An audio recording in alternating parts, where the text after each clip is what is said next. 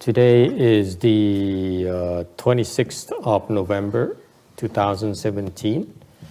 We are in Rosemead and Blue Mountain Temple to continue discussing the 6th Patriarch Sutra. We are currently on slide number 166. Text. On the 8th day of the first month of the first year of the rain period, Yi Feng, the cyclical year Bing Zi, he met Dharma Master Yin Zong. Okay. 居元年 Bing Zi 正月8日 Huệ Yin Zong Pháp Sư đến ngày 8 tháng Giêng năm Bính Tý, đời Đường Cao Tông Nguyên Niên Nghi Phụng, ngài gặp Ấn Tông Pháp Sư. Okay, so he, the Venerable 6th Patriarch, practiced in hiding for 16 years. Thì ngài Lục Tổ núp ẩn tu 16 năm trời. And now, after all these years of hardship, he decided to descend from a mountain. Sau bao nhiêu năm cực khổ đó, ngài mới quyết định là xuống núi, okay, hạ sơn. Và lúc đó gặp được ngài Pháp sư Ấn Tông Pháp sư. And he met with Dharma Master Yin Zong. Okay.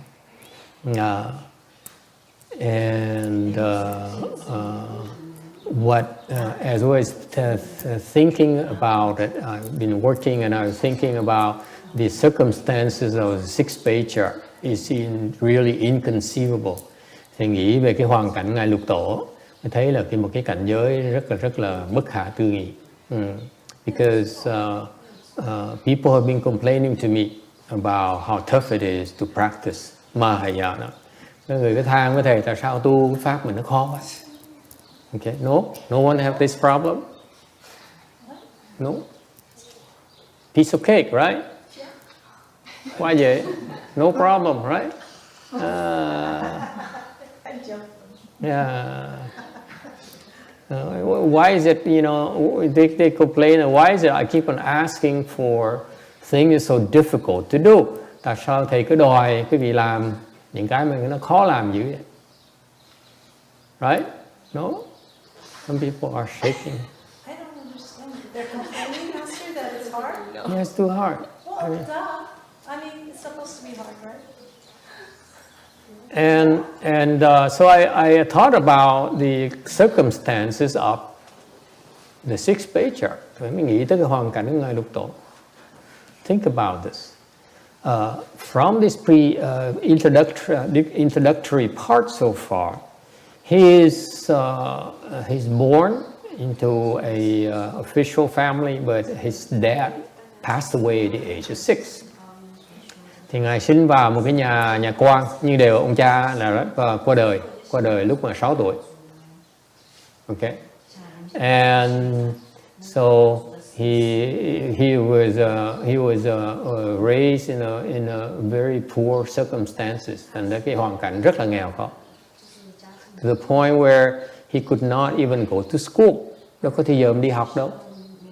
And then he had to go and collect firewood to support his mother.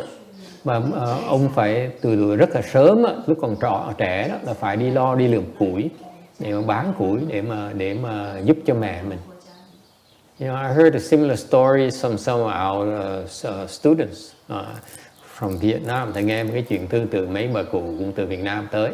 Ở đó cũng khó khăn như sợ chồng chết. The circumstances are similar. Their husband died, and in Vietnam, unless you have the man to support you, basically it's very, very rough. Việt Nam mình vậy đó, mình mà không có chồng nó phiền dễ sợ, đủ thứ nó phiền phức.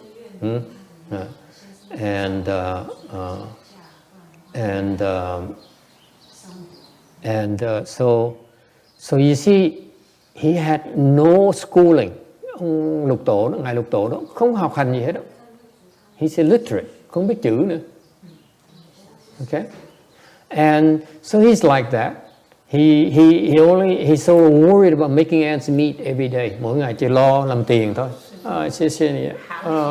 好久啊，好久好像是我啊，对对对，谢谢你啊，阿弥陀佛，好茶好茶，这一定是好的，一定是好茶，是好茶，真的是对不对？好茶，中国的刚开盒的，刚开盒的哈，谢谢，你这个，让我试试看，很香，很香，老师，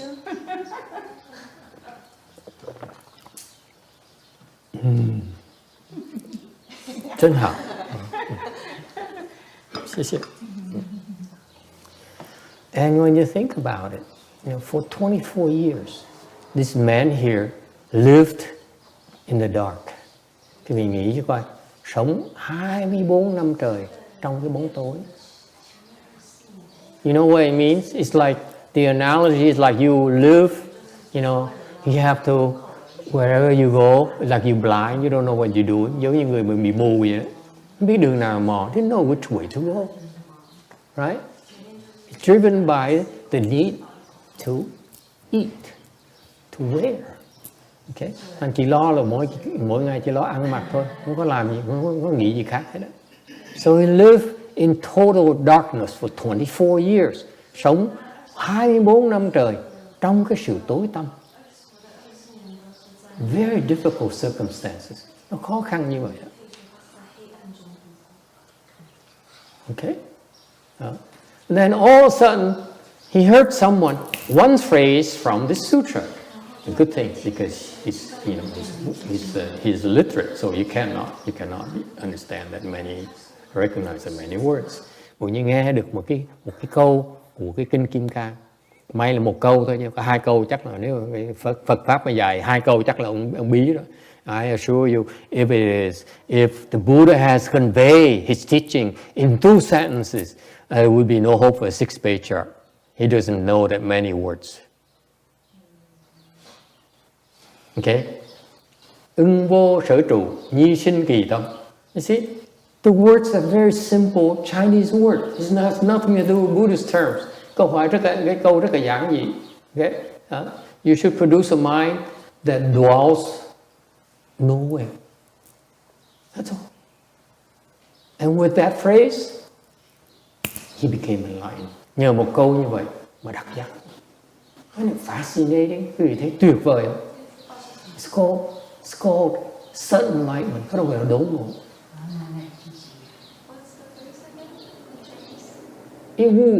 In wu所住而生其心. All right? Just one phrase, and all of a sudden, it's like the world lit up. Giống như nghe một câu đó xong, what happened inside his brain? This will happen inside his brain. Cái chuyện xảy ra trong óc của ngài. His brain was so dark for 24 years. Cái óc nó tối tăm 24 năm trời. Tự nhiên cái đèn nó sáng. There's a light that went off in his brain. Có một bóng đèn nó tự nhiên bật sáng. I said, wow, I know what to do with my life. Tự nhiên hiểu là mình nên làm gì với cuộc đời của mình. I go meet with my teacher and ask for instruction. Tôi xin gặp ông thầy của tôi để mà xin học tiếp, xin được chỉ dạy.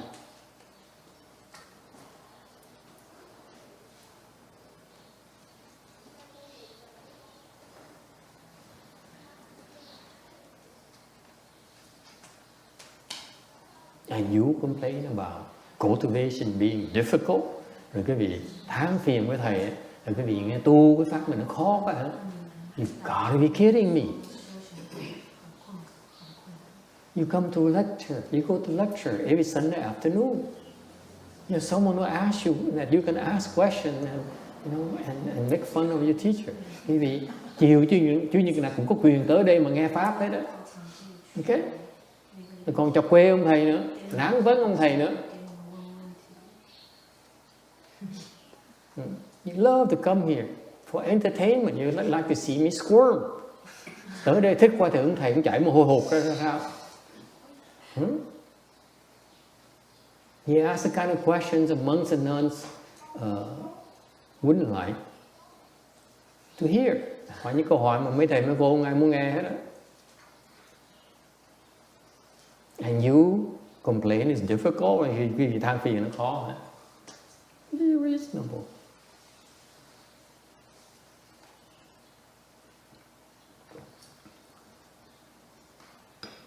So here's my point. Ý thầy như vậy nè. Okay. In the more the difficult the circumstances, the bigger the leap. Ý thầy nói như vậy, nó càng hoàn cảnh nó càng khó, cực kỳ khó chừng nào thì nhảy càng cao chừng đấy. In those cases, the only way to get out of it is a leap. Những trường hợp như vậy là phải nhảy thôi mới gọi là, bởi vì cái này hoàn cảnh nó lý tưởng cho cái pháp đốn ngộ của Phật giáo này. That is why these circumstances, the 6th Patriarch, are ideal for the Dharma or certain enlightenment in Mahayana.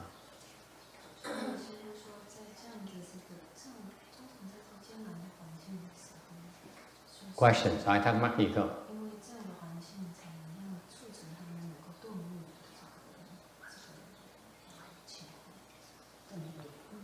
All right. So anyway,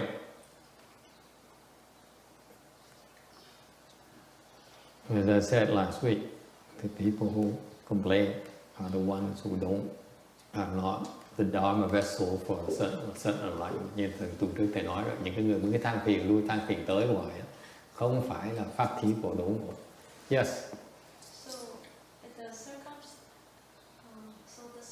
How is the circumstances cause the enlightenment? Is a condition for certain enlightenment? The question is, cô Cảnh.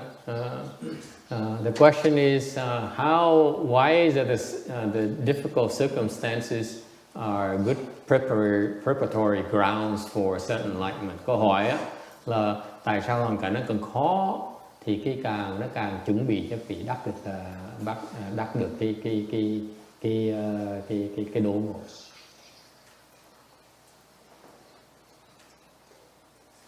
It just is. Nó chỉ như vậy thôi. That's the way. That's how it happened. Nó như vậy. Okay.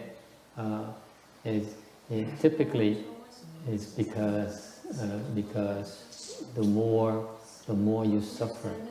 I didn't want to tell you that actually for 24 years, 6th Patriarch suffered greatly. Thầy muốn nói là hụt tẹt phải quý vị biết là 24 năm trời Ngài lục tổ là khổ không thể tưởng tượng. You don't know what pain and suffering is, the kind of pain and suffering he endured. Quý vị không thể tưởng tượng cái khổ sở, cái khốn cùng mà Ngài lục tổ, Ngài phải đi qua thử thách đó. 24 năm trời, for 24 years. Okay? And because of those difficult circumstances, you have two choices. Hoàn cảnh nó cùng cực như vậy, quý vị có hai cái sự lựa chọn thôi. Okay? Alright, you die, hoặc quý vị phải chết. You let go, bỏ cuộc.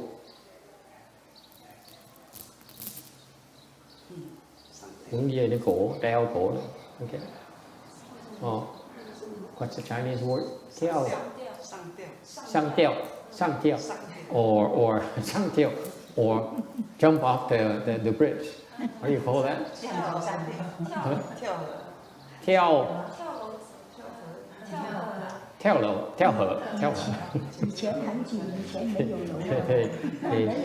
Thì người Tàu ta tự treo cổ. Okay. The Chinese usually hang themselves or they jump off the cliff. Okay. Hồi xưa không có lầu để thầy chỉ là nhảy xuống thung lũng thôi. Không có cầu, xưa không có cầu. Jump off the cliff. Okay. So either you quit, you lie down, die. Okay. Or what?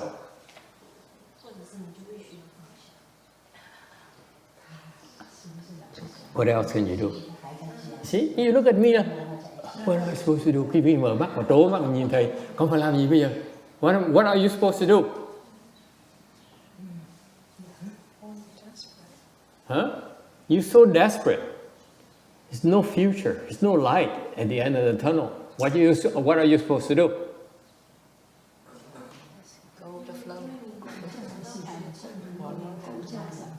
Huh? What do you do?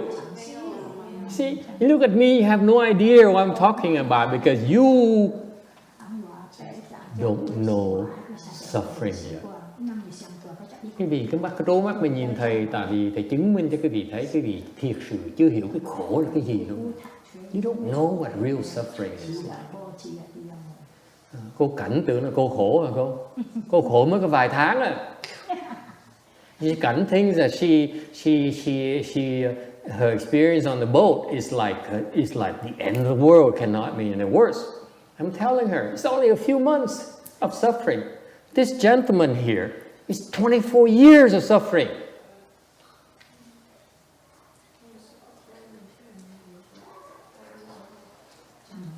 Huh? So what do you do? Cảnh, lúc đó làm cái gì bây giờ? Lúc mình cực khổ, nó tuyệt vọng, không còn cái gì hết nữa. Làm cái gì bây giờ con? Lúc đó con làm cái gì? Vậy một học là thầy thì bây giờ cái nghiệp nó vậy thì bây giờ cố chịu đựng thôi, còn không thì cứ nghĩ tới tự tử thôi, chết. Thì chịu không nổi tự tử, đúng không? Dạ. Hãy buông xuôi hai tay mà chết. Ok? Có khi cái nghiệp không chưa trả không đi đâu thầy ơi. Sự thật, mình phải chấp nhận thôi. Dạ, Hoặc là mình chết, mình không chết còn sống thì phải chấp nhận cái khổ đó. dạ, Right? The reality of life is that you have no clue what it is about. Shame on you. Chuyện hộp đó mới chấp nhận thôi, không có cách nào đâu. Either you die, or you have to accept it. And what does it mean accepting? Chấp nhận nghĩa là sao thưa quý vị? Chấp nhận nghĩa là sao? Cảnh chấp nhận là sao con? Chấp nhận là sao? What does it mean to accept? You don't quit. Không bỏ cuộc. But you have no choice. What do you do? What's critical about accepting? Cái gì cái mà quan trọng khi mà quý vị chấp nhận là cái gì ở trong đó? What's critical when you accept? Yes. You don't bitch anymore. The Vietnamese are much more polite. They say you don't complain anymore. You know, in English, it's translated you don't bitch anymore.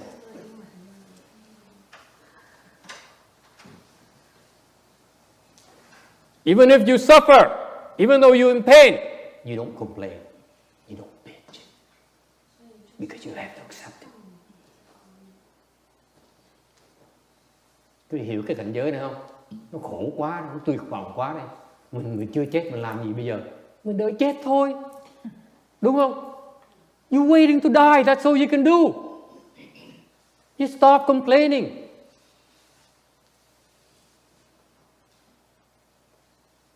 Because as long as you complain, you still feel the pain. You accept it, the pain lessens. Yes? Tại khi mà quý vị còn than phiền, cái đau đớn nó vẫn còn ở đó. Khi quý vị chấp nhận, tự động cái đau nó bớt. Nó tê, giống như nó bị tê vậy. Nhưng bỏ thuốc tê vậy, phải bác sĩ. Mình chấp nhận giống như mình uống thuốc tê, uống thuốc Tylenol. That's it. Yes. Mô phạt thầy nói đúng. Giống như con mổ ha. Con mổ con đau lắm mà mình không tưởng. Coi giờ mình nhắm mắt không có suy nghĩ tới nó. Không đau thiệt, không đau thầy ơi. Và từng giờ mình nhức cái mình nhớ tới nó đau tận xương luôn. She says she can identify with that. She had hip surgery. And vừa đầu gối không? Hai cái hay một cái đó. Hip surgery. Hip replacement surgery. And it hurt so much. And then she said, I'm not going to think about the pain. And the pain actually disappeared. And when she thinks about it again, it's incredibly painful. Để đừng có suy nghĩ tới nó không có đau. That's the function of accepting it. When you accept it, the pain decreases. Okay? Thì quý vị mà khi mà quý vị chấp nhận nó rồi, khi quý vị không có còn than phiền nữa, thì tự động cái cơn đau nó bớt. Dạ, đúng rồi. Yes or no? Đúng rồi. Không suy Phải không Linh? nó không đau luôn. Khi mình không còn than phiền vợ mình nó dài vò mình nữa là chắc chắn bao nhiêu cái đời nó lên hương ngay lập tức. Nó không đau đớn như lúc trước nữa. I explained to Lynn that isn't true in your case. When you no longer complain about your wife giving you such a hard time, all of a sudden life is so much more, has so much more hope. Where is she today? Giống như mổ xong á thầy, mổ xong cái 3 ngày nó kêu mình đứng dậy bước 1-2 bước cho nó coi. Cái đó làm sao mà chịu nổi thầy, nhưng mà cố gắng đứng dậy, bước 1-2 bước, không suy nghĩ tới nó, không đau thầy. Cái bắt đầu thụt đuôi lại 1-2 bước, ngồi xuống giường, nằm xuống không đau, nghĩ tới nó là giật cái chỗ nó đau tận xương. Không nghĩ nó không đau, ngộ vậy đó thầy. Coi như không còn nói vậy đó. Cái này có công phu, thì ra là cô có công phu. Dạ mô Phật thầy. The reason that when she doesn't think about it, doesn't hurt is because she has samadhi power. The people who have no samadhi power cannot do that. Cái người mà không có công phu nó làm gì cũng được. Lúc đó mình mới thấy công phu nó có lợi hay không có lợi đó. Chứ còn lúc mình không cần mình không biết nó có. Coi như là không có giá trị hết. Lúc mình cần mới thấy. Mấy bà nơi nói trời sao cô kiên nhẫn, con lớn tuổi nhưng mà cô hay quá ha, cô kiên nhẫn quá ha. Tôi nói vậy phải rồi.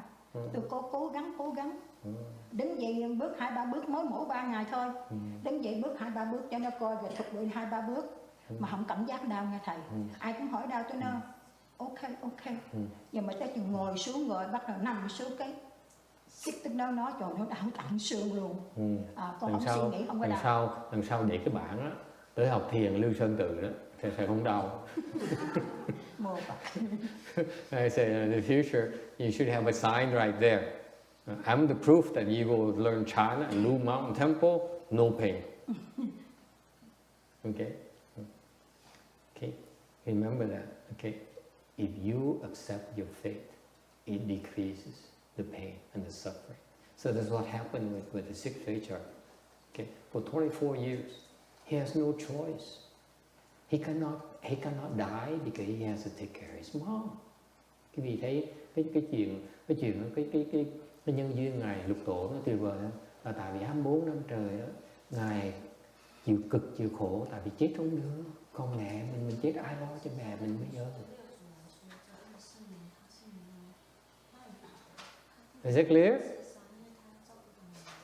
So those are the conditions that are creating that keep on honing him so that he got to the point where he's ready after 24 years of incredible pain and suffering and desperation, that he heard that one thing, that spark that lit up his mind. Tại quý vị thấy 24 năm trời cực khổ, cứ tuyệt vọng, tối tăm, không thể tưởng được. Okay. Để nó chuẩn bị cho ngài, để mà khi mà gặp được một cái ngọn lửa một cái nó phừng, nó cháy lên ngay lập tức, nó sáng ngay lập tức. And that's a good question right there. Why is it poverty and difficulty actually good preparation grounds for your enlightenment, for your progress? Cái đó cho quý vị thấy là cái câu hỏi rất là có ý nó có chiêu hệ, nó hỏi được cái câu như vậy. Tại sao cái sự khó khăn nó rèn được cho mình để mà nó khiến mình giúp được cái đạt được cái vị giác ngộ? Tại vì nó càng khó chừng nào mình càng xa chừng đấy. The more difficult it is, the more you have to let go because you have no choice. It hurts too much. You don't let go, you cannot sleep, you cannot function anymore. Tại vì thực sự thưa quý vị, nếu lúc mà quý vị nghèo khổ, nó tuyệt vọng như vậy, một vì quý vị không có chịu xả đó, quý vị không thể nào mà sống được. Không thể nào sống được. You cannot live, you're gonna carry on. It's not possible. Your mind cannot take it anymore. Cái óc quý vị nó chịu không nổi. You have to kill yourself. Phải tự tử thôi, không cách nào mà chạy được hết. Yes. What happened to Mary Jo? She can help confirm it for me. It gets to the point where it hurts too much, you have to end it. You cannot take it anymore. Nó quá sức mình rồi. Mà cái khổ là mẹ mình ở đó mình chết không được. Promise his mom is still there. She depends on him. So he has to accept the pain and suffering. Bởi vì phải chấp nhận cái khổ, chấp nhận cái khó khăn, chấp nhận cái tuyệt vọng. Để mình sống lo cho mẹ mình, so that he can live and take care of his mother.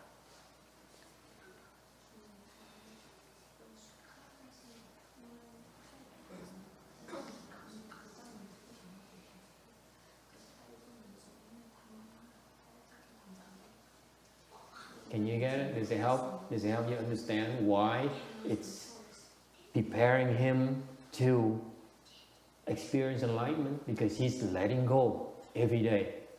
Okay? Tại mỗi ngày phải xả thêm tí nữa. Okay? He has no choice. He has to let go more every day. And more and more.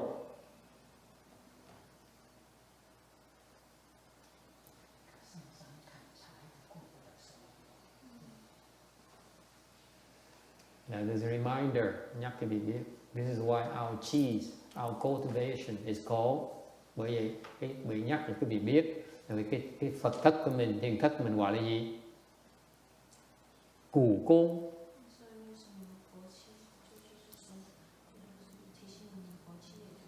The practice of suffering. It's not a practice of comfort. Không phải mình tu để sung sướng. Mình tu trong cái khổ. And I think the Korean nun will be in for a shock. She thinks that, that nun, we have a nun from Korea. She's coming next month, right? Next week, something like that.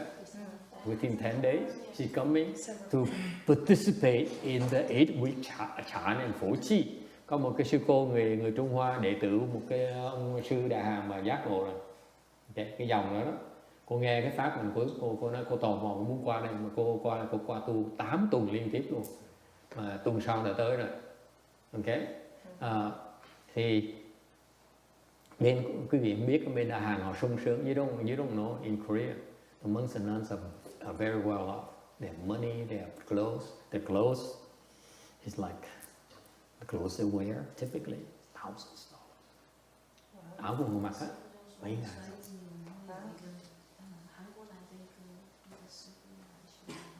Okay. Per set. Mỗi bộ.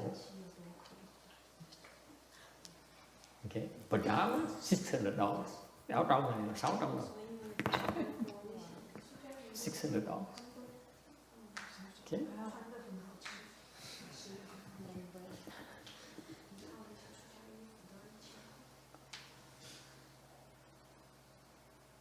And so you don't have to, you don't need to find out more how to live. We will find out hopefully next year. Năm chắc sẽ khám phá được. Okay.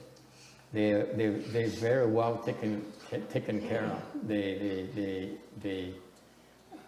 They call a Korean temple in the U.S. We go here to get punished. Họ nói, họ đồn với nhau. Họ qua xứ Mỹ là làm việc mấy cái chùa Đại Hàn ở đây là đi qua đây để bị trừng phạt. Wow. And so she'll be here, she'll be in shock. Cô sẽ thấy được cái sự. Our dharma is a dharma of suffering. Cái pháp mình là pháp tu cái khổ. Okay. All right. Any other questions? Ai thắc mắc gì khác không?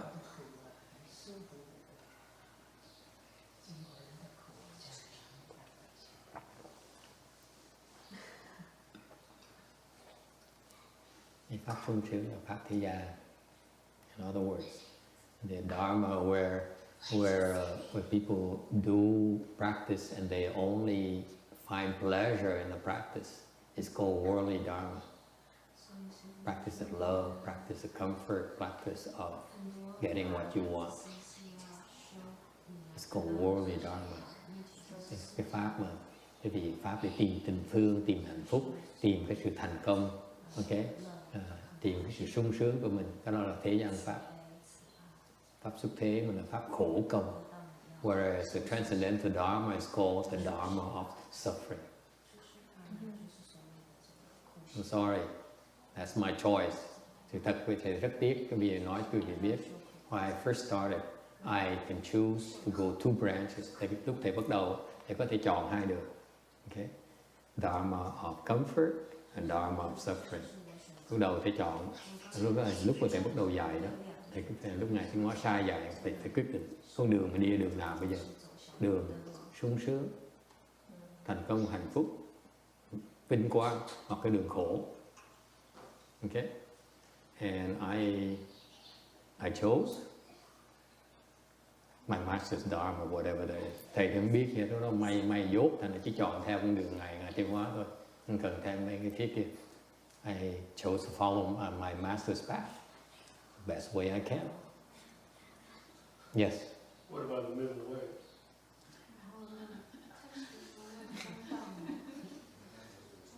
What about it? Yeah, có người hỏi móc về cái trung đạo thì sao? You can't be one extreme or the other.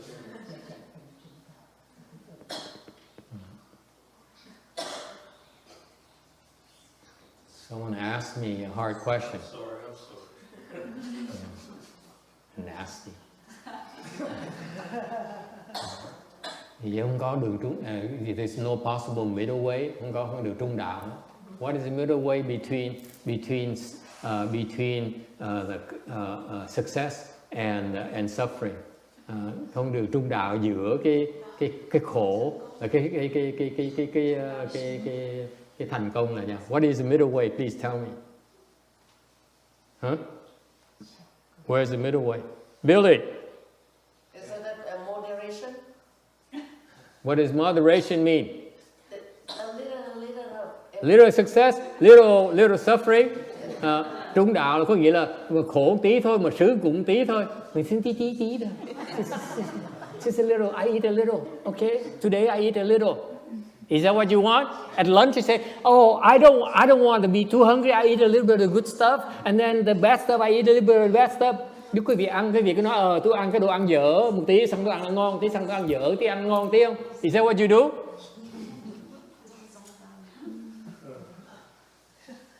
So what do you do? What is the middle way? Yes. The middle way means it doesn't care. Whatever comes, it comes. Whatever comes, it comes. Just let bygone. Let it be by. That's what I Boy, are you in trouble? Nói kệ, nói chuyện xảy ra kệ thầy đó. How can you grow if you don't know, you don't learn how to face and solve your problems? Làm sao quý vị có thể tiến bộ nếu như quý vị không chịu đương đầu với cái thử thách, cái khó khăn của cuộc đời của mình? How can you? You want to be comfortable only? Quý vị chỉ muốn sung sướng nữa hả?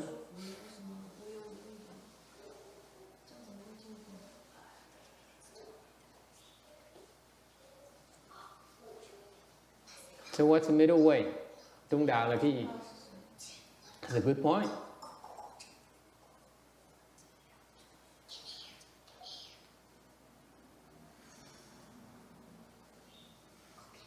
What's the middle way? Between suffering and success. Giữa cái khổ và cái thành công. Trung đạo là cái gì? What is the middle way? Julie, what's the middle way?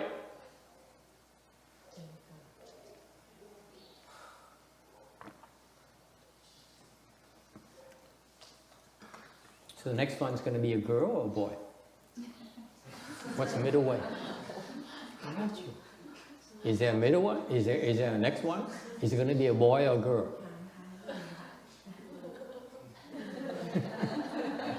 What is the middle way? Asking the parent. She has a boy now, so I asked her what your second one is going to be a boy or girl. What is your idea of middle way in terms of childbirth? Đẻ con mà trung đạo nghĩa là sao? Con trai là con gái, đứa thứ nhì con trai là con gái.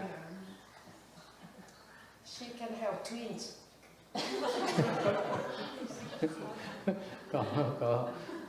có đẻ song đôi. What's the middle way? Yes sir. Tôi nghĩ middle way là mình không có chấp buộc bên nào, cái gì khổ cũng chịu được, sướng thì cũng không bị sa ngã. He says you will not attach to either.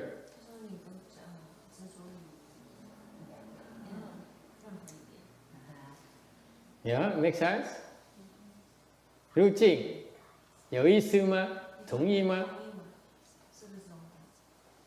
对，不能够执着两边，也不能够有善有恶，不能够有好有坏，就是要取中道。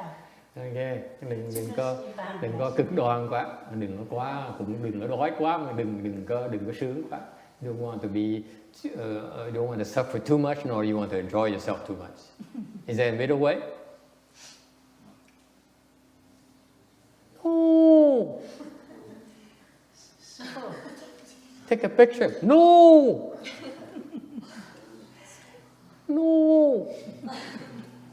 师父，那个六祖大师他说，那个什么执着两边啊，那个生死法不能够了生死。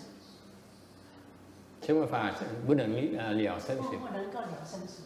是什么法？对，就是那个执两边，执着两边。啊，执着两边。Okay, that's true. Anyone else? What's the idea of the middle way? Yes. I think middle way just the same as suffering. Because if you're in the middle, you don't get enough satisfied. Boy, am I worried about this guy. He says middle way is suffering. Ông nói là cái trung đạo là cái khổ. Cái ông là cùng tới nơi rồi. I mean, I think you should see a doctor, Billy.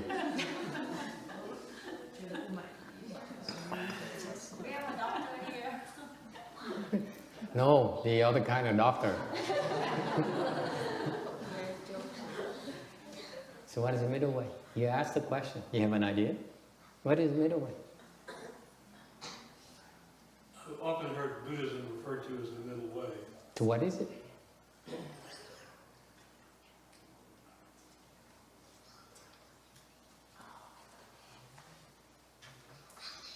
What do you think it is? I don't know what it actually means, but I've heard it. He says he heard that Mahayana is the middle way, not Buddhism. Mahayana. Hinayana is not middle way. Thứ nhất á, thì phải nhớ rằng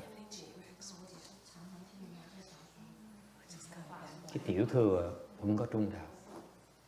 Hinayana does not have the middle way. The externalists do not have the middle way. Cái người ngoài đạo không có biết cái trung đạo là cái gì. Okay. Only Mahayana do we have the middle way. Đại thừa mới có trung đạo. Okay. Therefore, what is the middle way? Bởi vì trung đạo là gì thưa quý vị? What is it? Saying the middle way is all suffering then? Hmm? Saying the middle way is intentional suffering? That's right. Very good.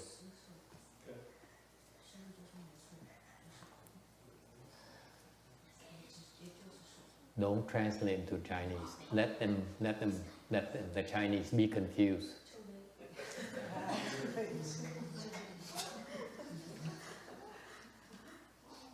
Okay. The middle way, I repeat for you, is that's the middle way. His teaching, his practice is the teaching and the practice of the middle way. Quý vị thấy ngay trước mắt mà bắt không ra, Ngài Thiên Hóa đó, cái lời dạy của Ngài, cái pháp tu của Ngài là cái pháp trung đạo. All of Mahayana teaching is the middle way. Tất cả những pháp trong Đại Thừa chúng ta đó đều là trung đạo hết. It's all the middle way. Meaning what? Nghĩa là sao? What does it mean?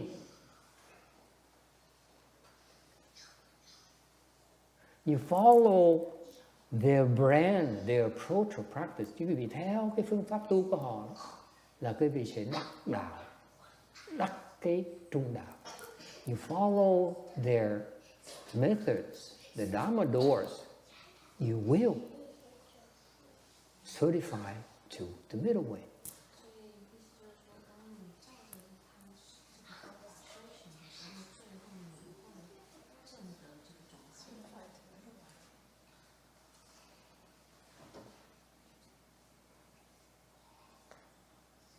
That's what made me grateful to him. Bởi vậy đối với thầy rất là đội ơn Ngài Tiến Hóa vì vậy đó.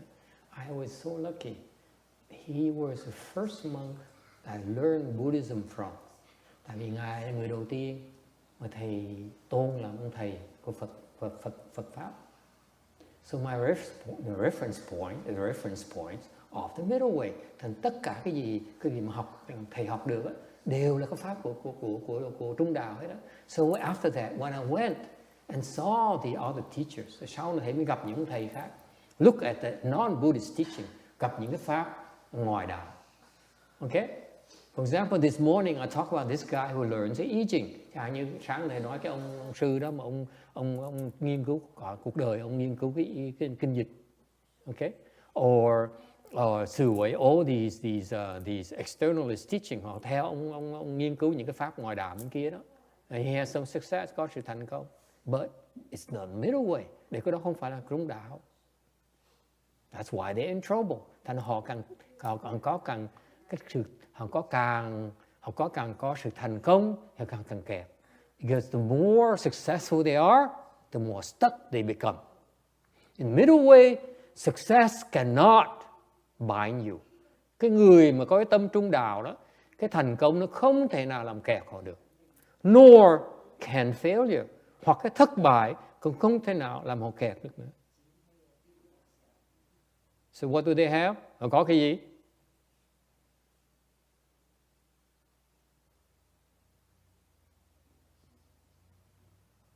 So what's the middle way? Thành trung đạo là cái gì?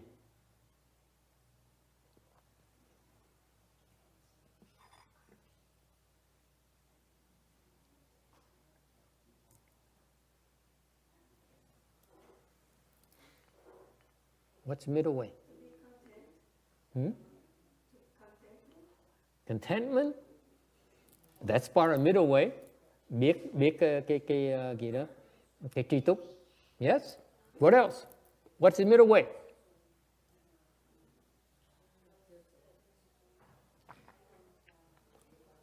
I gave you the answer already. Wake up. Thầy cho quý vị cái câu trả lời để hỏi lại mà có thử quý vị có nghe là không? I just checking you still awake or you just pretend to look at me.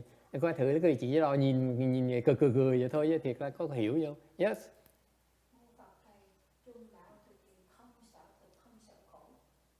Not afraid of suffering. Okay. What is the middle way? Huh? Yes, sir. Follow the patriarch's teaching. That's it. Trung đạo là theo tổ mà làm, giải cần nhiều. You don't need to know what it is. Just follow him. That's the middle way.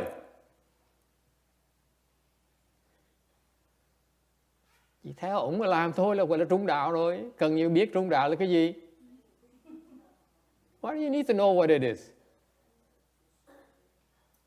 You have it already. Ông đã cái đường, ông đi là đường trung đạo, mình theo mình đi là chắc chắn trung đạo, còn gì mà lo nữa. What are you worried about? His path is a path of middle way. His method is a method of middle way.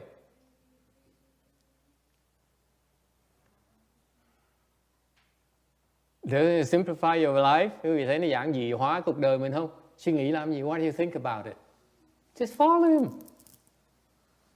Have faith in his teaching. Tin lời dạy thôi. Theo con đường mà đi thôi. That's the middle way. He teaches nothing else but the middle way. Không có dạy cái gì khác ngoài ra cái trung đạo hết đó. What else? Còn gì nữa? One more thing, còn tí xíu nữa mà you still not getting. We need to clarify for you modern day people, even for the Chinese. You still don't get it. The Chinese is not clear. Okay? The Chinese have it. This is the Chinese Dharma, but they don't get it anymore. Cái này là pháp người Tàu. Bây giờ họ không biết nữa luôn. Yes, sir. Actually, we don't have any suffering. There's no suffering.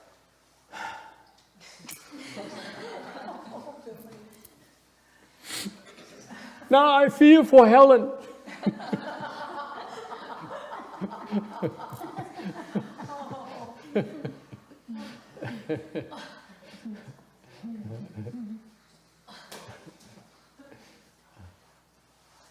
That's true. That's true. You practice middle way, you have no fear for suffering. It's true. That's true.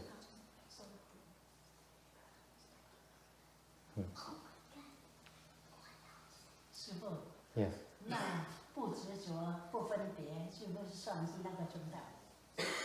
不要看人家的过错，要回观 That's right. 反照。 But there's one more thing. 还是有一个小小东西很重要的。还是 Oh, you know.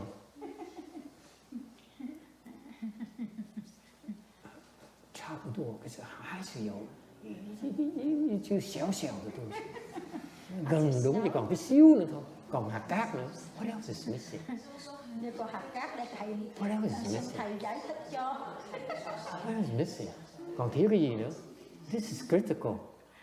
It's not a concept that the Westerners and people in the modern time they have it anymore. Cái thời buổi văn minh không còn nữa, không còn cái chuyện này nữa. What is it? Huh? What is it? Yes. Following your good knowledge by its instruction. That's right. Làm. You just do what you're told.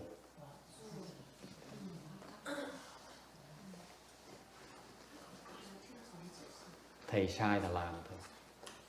Không cần biết.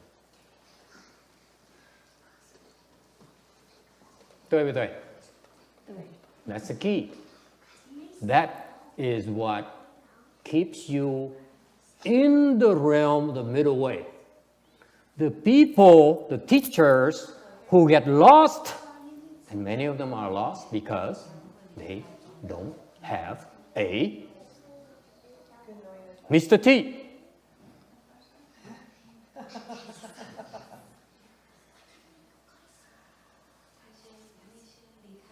Thì những cái người thầy, cô mà họ bị lạc là tại sao? Họ không có một cái vị thiện tri thức.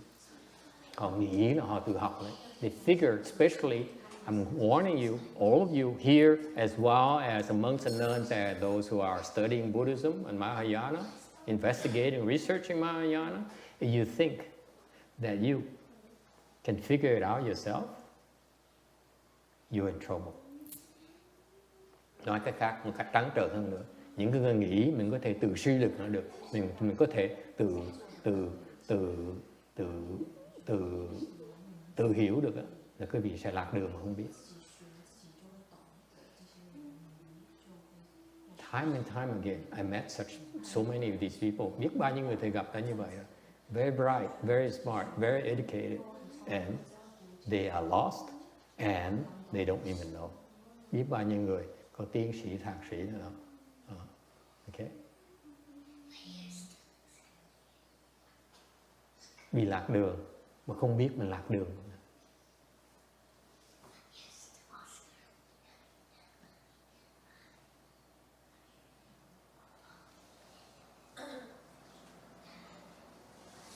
Questions? Ai thắc mắc gì không? Yes. In Hinayana, do they have good knowing advisor? They have a teacher. You have to have good advisors for the path. But the path is not a path of middle way. It's not a middle way. In Mahayana, we don't call their practice the middle way. because it cannot produce the wisdom to see the middle way. You cannot see it. So the question in Hinayana, do they have a good no advisor? Of course they do.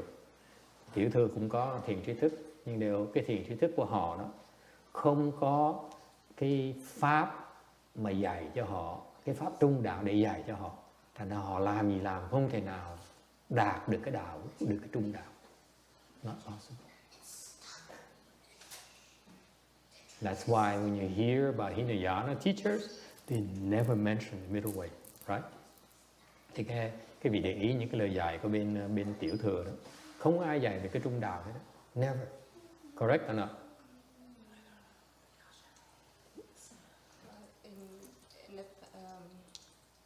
Before coming here, I kept on hearing about story where the Buddha, this story where a person who was,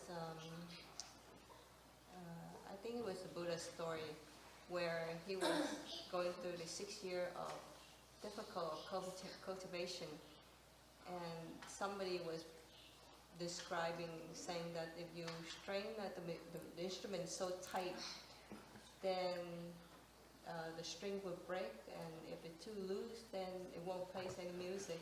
So that kind of stuck in my mind that the middle way is something like that. But I guess this is different. It's not like that. The middle way is not too tight a string. Middle way is not too loose a string. The middle way is what? Sometimes tight, sometimes loose.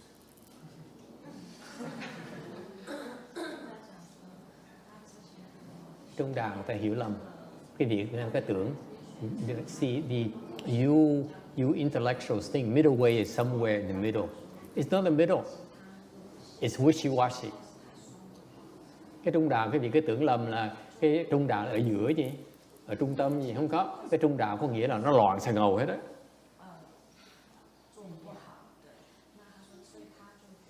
Okay.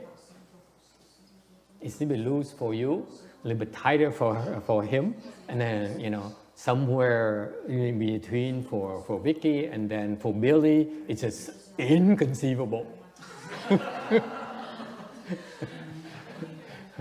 Okay, so each person is different.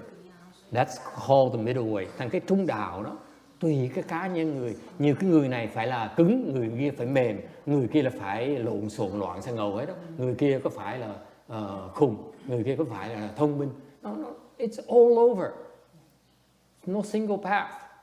Each one of you will be a different path. Mỗi người có con đường khác nhau. That's why it's called middle way. Bởi vì nó gọi là trung đạo. If otherwise, it would be called Billy's way. Nếu không thì gọi là đường của ông Thánh Gandhi chẳng hạn. Đúng không? Gandhi has only one way. Yes or no? No resistance, no violence. Thì ông Gandhi nói là tôi sẽ phản đối trong mà không dùng cái bạo lực. Okay? That's too rigid. Nó quá cứng đi. Thiếu sự uyển chuyển. But it worked for him. Gandhi. Yes. Gandhi was crazy. Millions of people died thanks to Gandhi. Young people die because.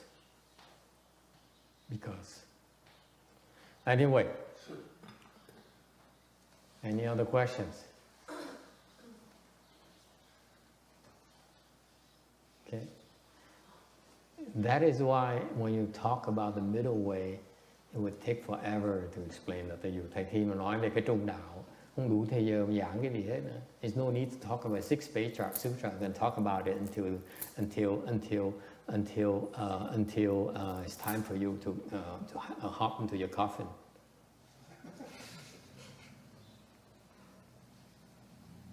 Bàn trung đạo thì các bạn tới tận thời gian bàn cũng được, không có đủ thời giờ mà bàn, không có còn thời giờ để mà bàn cho cái kinh lục tổ này nữa.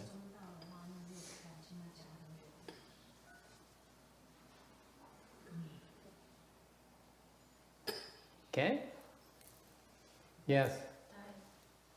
Mà tại nếu trường hợp đi vào cái trung đạo mà con người ta không có cái định thì người ta sẽ đạt đường để cho nhiều đói, không phải một đói đâu thầy. Cái gì? Nếu trung đạo thì sao? Cái trung đạo mà khi người ta không có định hướng á thì nó sẽ tẩy cho nhiều đói, nó sẽ đạt đường đi. Không phải, cái trung đạo con là cái trung đạo đó có nghĩa là cái nó rộng đến độ đó, cái trung đạo nó rộng đến độ đó là cái trung đạo có nghĩa nó từ hai cực đoan, giữa hai cực đoan là trung đạo. Cái vì cái tưởng trung đạo chỉ là một con đường vậy thôi, thì ra trung đạo chỉ là giữa, nó gồm cái cực đoan luôn nữa. Nhưng là từ cái cực đoan tới Ở giữa. dạ, thì cái con đường giữa đó nó sẽ bị, nếu con người ta không có một cái định hướng thì nó sẽ bị đảo lộn đi. Không có bị đảo lộn vậy mới hay.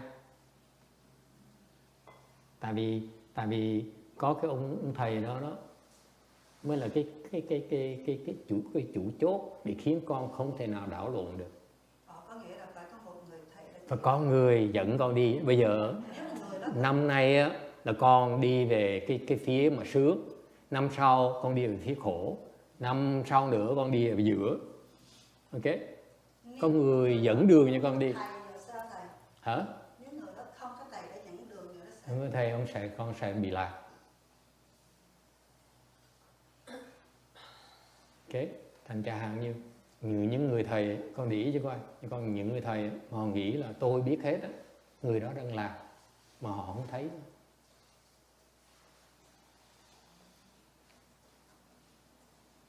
The question she has is that if you don't, it's all over, then how can you make sure you're not lost? And the answer is, even though it's all over, okay, it's everywhere, you're not lost because your good no advisor is the one who reins you in and stir you in the right directions.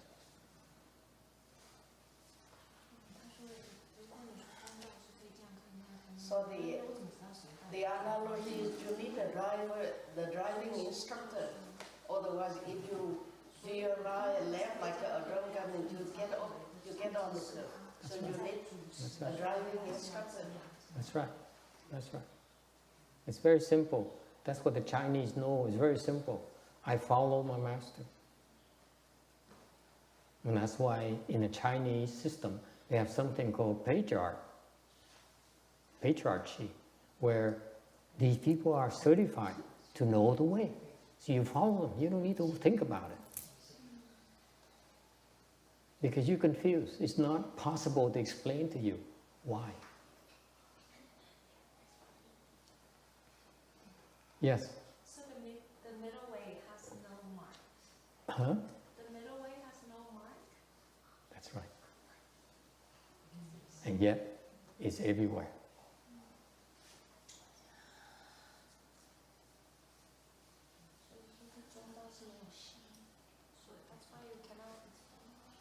That is why it only applies to the individual. It cannot be like this is middle way and you follow this formula. It's called the middle way. It's not such a thing.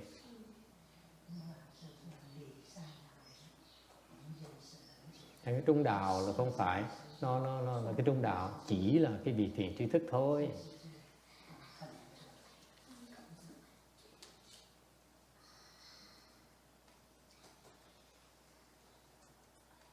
Chứ không thể nào mà nói trung đạo là một cái giống như là cái reset để cái vị mà nấu ăn vậy đó, làm theo đó là tới đường, tới nơi đó không có đâu, mỗi người nó mỗi khác.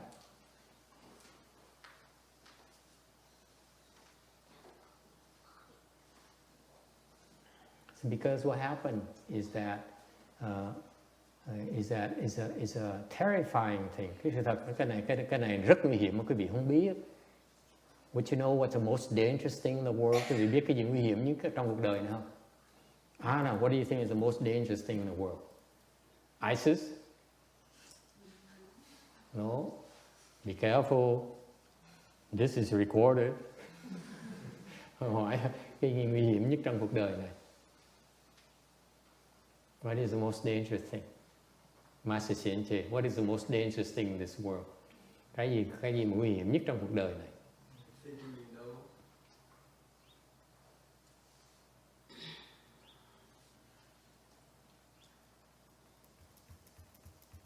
Not quite. Yes. Mô Phật thầy, trong cái đời này nguy hiểm nhất là đi lạc đường nhào vô cái xì cây ma tí. He says the most dangerous thing is the opium. Okay? Anyone else? Yes. Mind. Crazy mind. Your crazy mind, tâm điên rồi. No, it's not the most dangerous. Yes. Who else?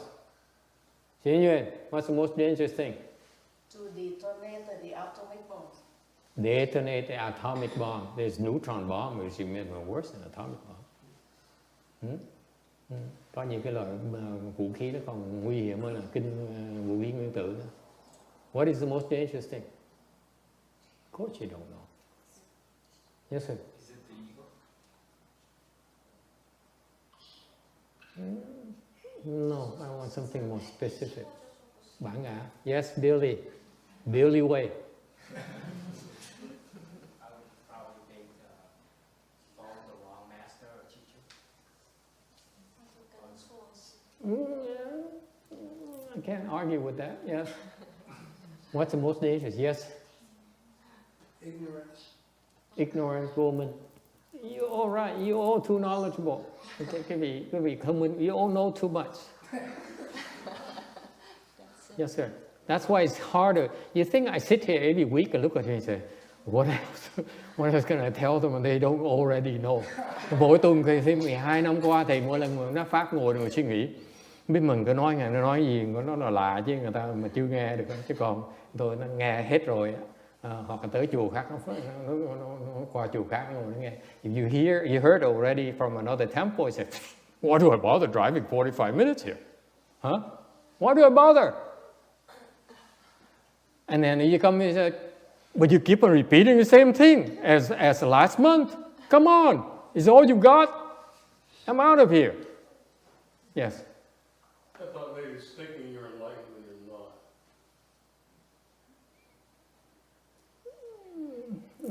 I can't argue with that either. Yes.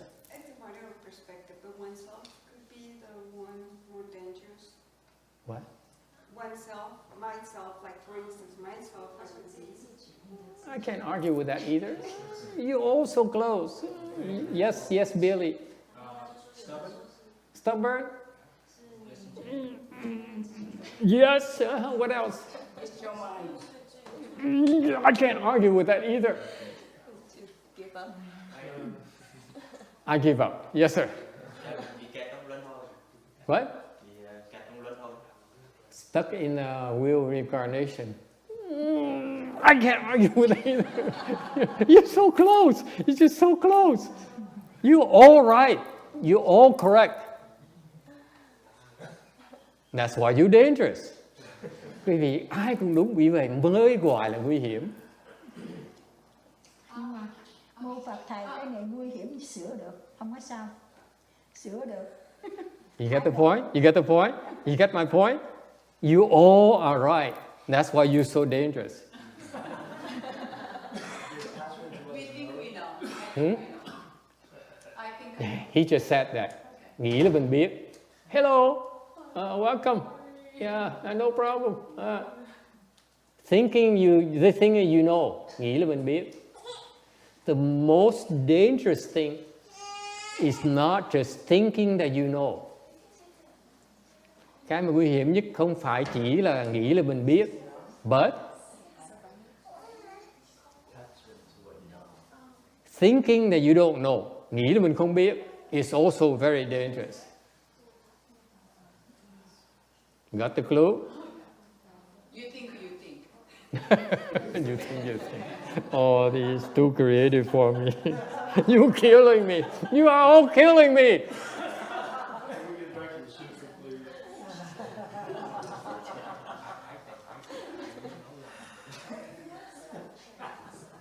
This is a sutra.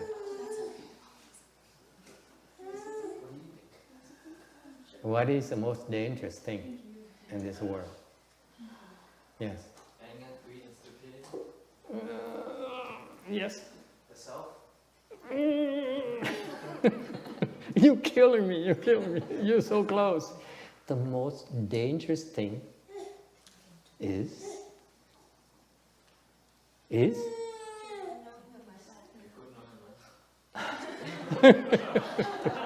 I can't argue with that either.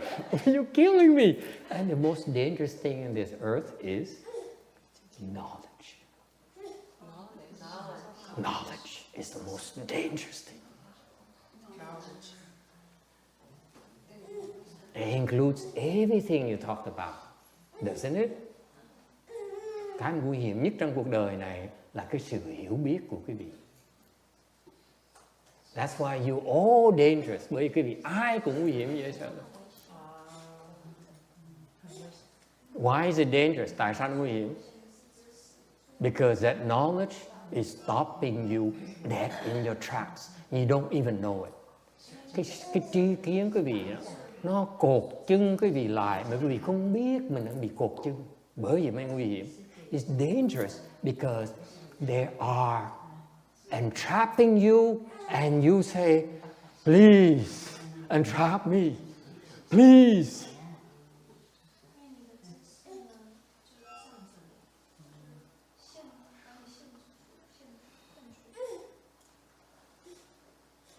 Vô cái tự cao mình cột mình. Cái biết của mình là cái nguy hiểm nhất. Nó phủ đầu mình không biết.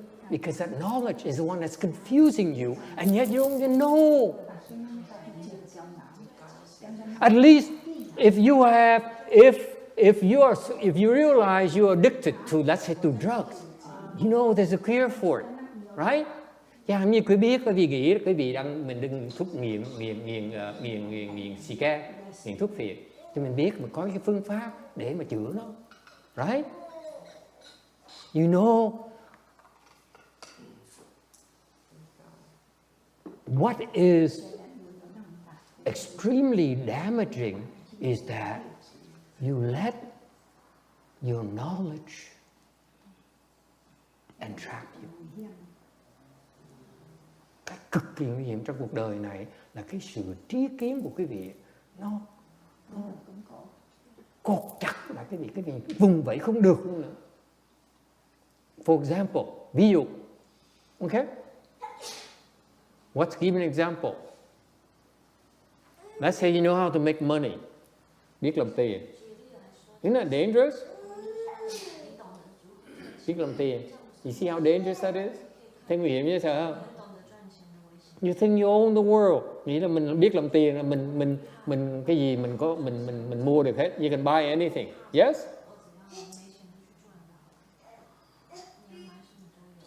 Let's say you can heal illness. Quý vị nghĩ quý vị chữa bệnh được. Then what happened? You think you got. Quý vị nghĩ có quyền ban sự sinh sống cho nhân loại. Yes?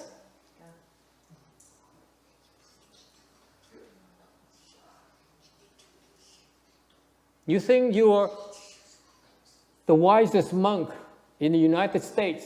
Nghĩ mình là cái ông sư mà có trí huệ nhất ở xứ Mỹ này.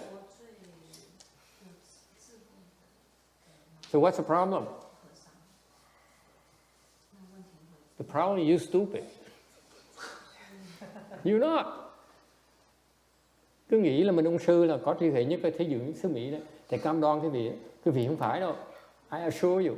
You ever have a thought that I am the wisest monk in the United States? No, you're not.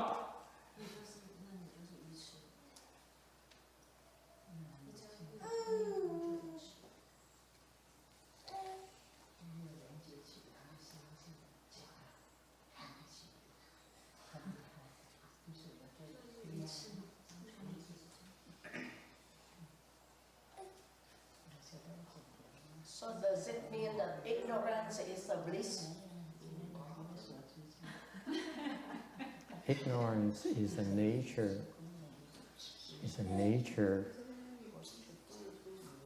Is the root source of confusion.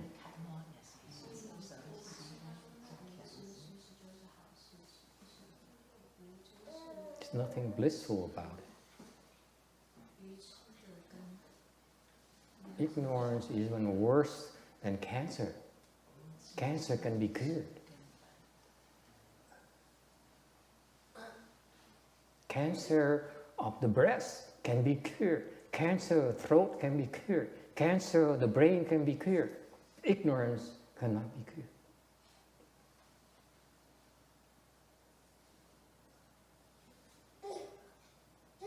Yes. All form of cancers can be cured. You just don't know it yet, that's all. As soon as you cure one, new ones will appear. They're all curable.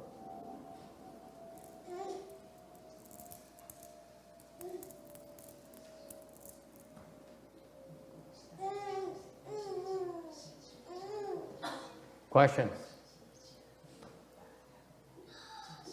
We're just discussing the middle way. Okay, the point here is that it's a concept Mahayana, where the middle way is conceptually means that you avoid extremes. You avoid attaching to extremes. To negative, extremely positive. Cái trung đạo là mình tránh cái cực đoan. Okay? Quá xấu hoặc là quá tốt. Okay? And I thought about how to explain the middle way for you for a long time. 10 years ago I started. When I started 10 years ago, I said, how am I going to explain the middle way to people? Thì tự hỏi ngay lập tức, làm sao mình giảng nghĩa được cái trung đạo gì cho người Phật tử nghe? Okay? And over the years, I observed you and I realized the middle way is all of that. It's not a path. Okay? It is all of that mess. That's called middle way. And I assure you, it's the first time anyone ever explained it to you that way. Thầy thắc mắc là sao mà giảng cái gì nghe được cái trung đạo là cái gì bây giờ? Sau này thầy bắt đầu hiểu rằng cái trung đạo là nó tất cả. Không phải là con đường, nó là tất cả, mọi đường.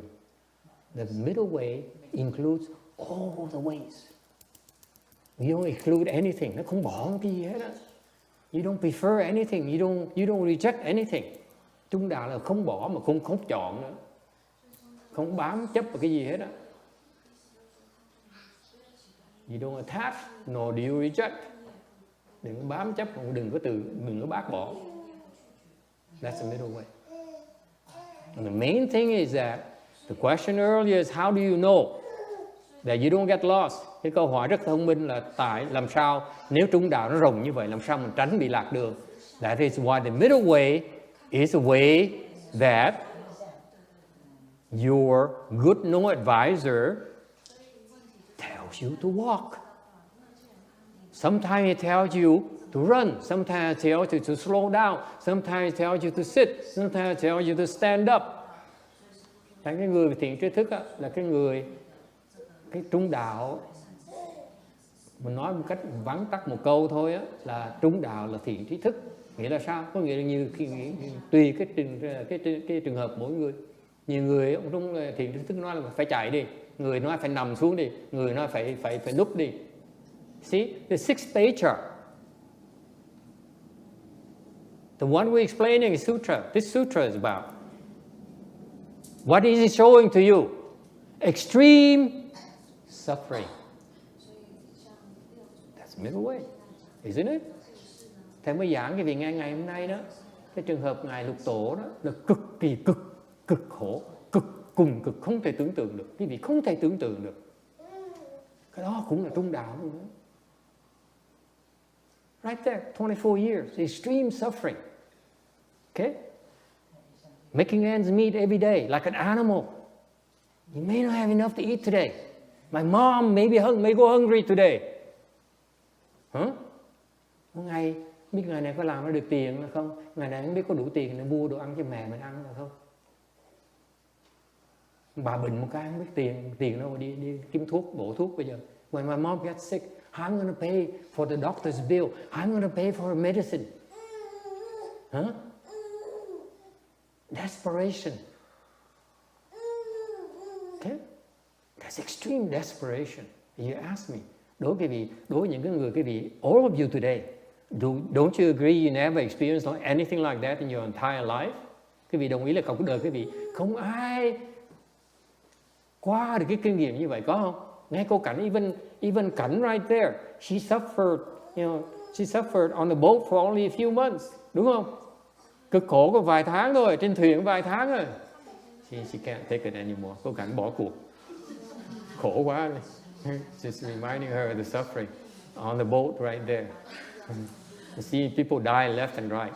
Children, babies dying. That sounds much worse than the 6th Patriarch Sutra.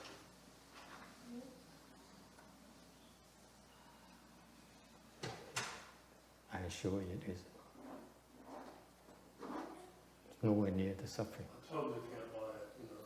I don't even think he thought he was suffering at the time. That's just the way people do. You have to be there, Tex. You don't know what you're talking about. You have no idea, you have no clue, Tex. You're so privileged, you have no clue.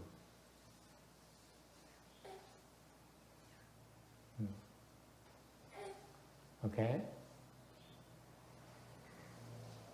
So you go to the extreme of, of extreme poverty, extreme suffering, desperation, no education, nothing to look forward to. The only one reason he needs to find a reason to live is support his mother, take care of his mother.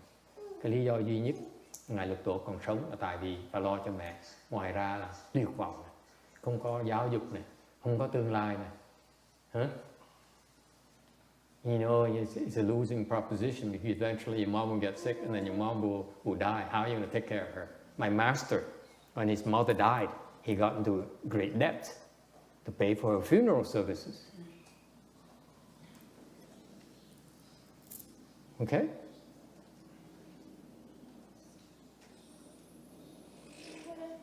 It's not something you understand. I'm trying to tell you that for him to experience such enlightenment, by hearing one sentence, okay, you should produce a mind that dwells nowhere. For him to become enlightened, okay, that means that he has to undergo extreme sufferings. Give you a reference. Thầy phải nói cái vị cũng thể này hiểu được cảnh giới Ngài Lục Tổ nó khổ dễ sợ lắm. Phải khi mà nghe một cái câu là ưng vô sở trụ như sinh kỳ tâm, nó là giác ngộ, là tại vì khổ dễ sợ mới tới được cái cảnh giới đó. So sánh với Ngài A Nầu Lâu Đà, compare the Ashnata Kondinya, he's suffering as well, he's practicing ascetic practices. Ngài A Nầu Lâu Đà đó cũng tu hành đầu đà, nhớ không? Thời Đức Phật đó, he practiced ascetic practices for years with the Buddha. When the Buddha became enlightened, after the Buddha became enlightened, he went over to that monk, his prior attendant, and said, I spoke the Dharma to him, and he became first stage Arhat. Only.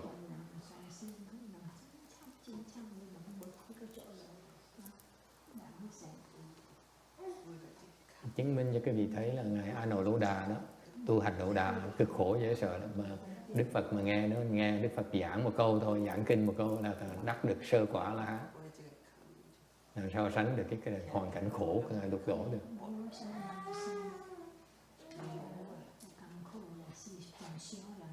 All right, I think you saturated. You can't get any more than this. Tôi nghĩ quý vị hết sức thâu tóc rồi.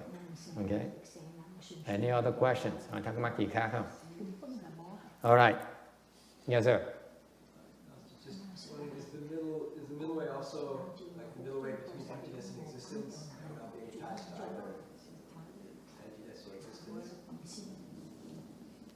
That's what the externalists, what they're talking about here. The middle way is usually defined when people talk about Buddhism, the scholars talked about. Thì bên Phật giáo mình là khi mà giảng về cái trung đạo, giảng về cái trung đạo là không chấp vào cái không, không chấp vào cái hữu. You're not attached to neither the emptiness or existence. Okay. That's how they explain it, because they want to use that to differentiate between non-Buddhist teaching and Buddhist teaching. Ngày xưa đó, ta dùng cái ví dụ như vậy, Đức Phật dùng ví dụ như vậy để phân tích ra cái sự khác biệt giữa Phật giáo với là bên ngoài đạo. Okay? But that's only on a theoretical perspective. The middle way I'm talking about is how to not attach to neither existence nor emptiness. You talk about theory. I talk about practice. The practice there will prevent you from attaching to either emptiness or existence. Can you understand that? Người ta giảng á, cái đó là chỉ lý thuyết thôi, Đức Phật dạy thôi. Còn cái mà Pháp Thầy nói chứ vị ngày hôm nay á, hơn 1 tiếng đồng hồ rồi á. Okay? Và cái Pháp mà để cái vị tu để mà đạt tới được cái lý thuyết đó. Cái lý thuyết là cái lý thôi. Còn cái vị làm gì? See, in Buddhism, there are two things, two distinct things that you need to learn. Bên Phật giáo nó có hai cái phần quan trọng mà quý vị phải học. Thứ nhất là cái lý thuyết. Number one, you need to learn the theory, the principles. Okay? Thứ nhất là cái lý thuyết. Giáo lý là cái gì? And number two, how to connect, how to understand that principle. Cái gì, làm cách nào để mà hiểu được cái lý thuyết đó. Meaning that number two is what you need to do to get there and what you need to do after you got there.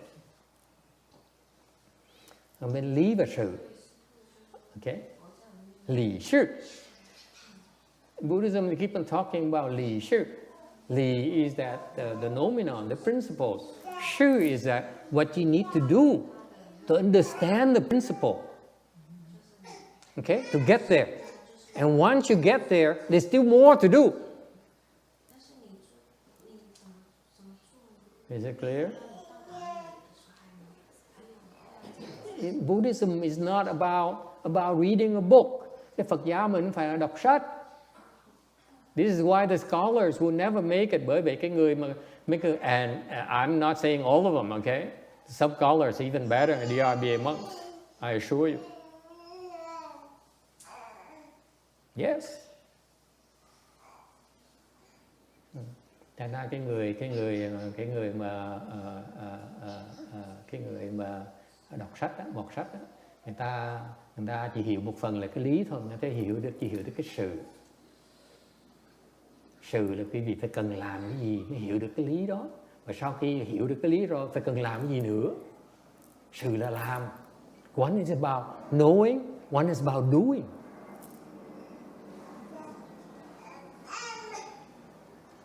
Okay? See, the knowledge is in the books already. Cái lý là quý vị đọc sách nào có. You can find it anywhere, yes?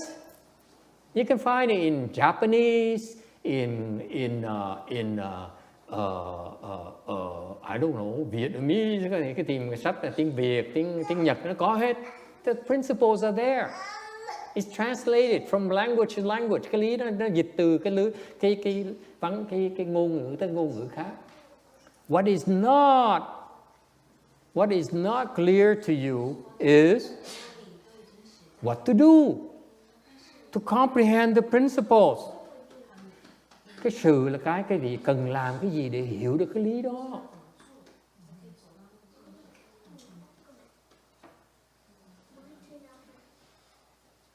Does it make sense to you? That is why the scholars, they specialize their entire lifetime on studying the principles only. Thành bên cái người giáo dục á, thầy cô, người ta chỉ bỏ cuộc đời của họ, người ta nghiên cứu cái sách vở thôi, cái lý thôi. Người ta không biết cách làm. They don't know how to do it. They only know the principles. They don't know how to. Let's say you know the principle behind, but you also need, let's say you have the math theory in order for you to implement how to map all those things into something called a 4K TV or 8K TV.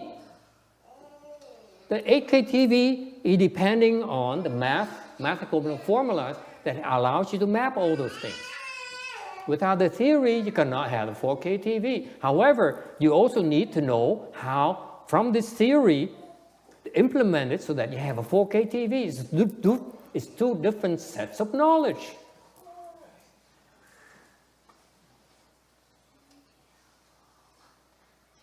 Equally important. Hai cái đều quan trọng. Là quý vị phải biết cái lý và biết cái sự luôn. Lý là biết cái lý thuyết là cái gì. Còn sự là cách để mà hiểu được cái lý thuyết đó. Mình chỉ nghe cái lý thuyết không, mình chỉ là con vẹt thôi.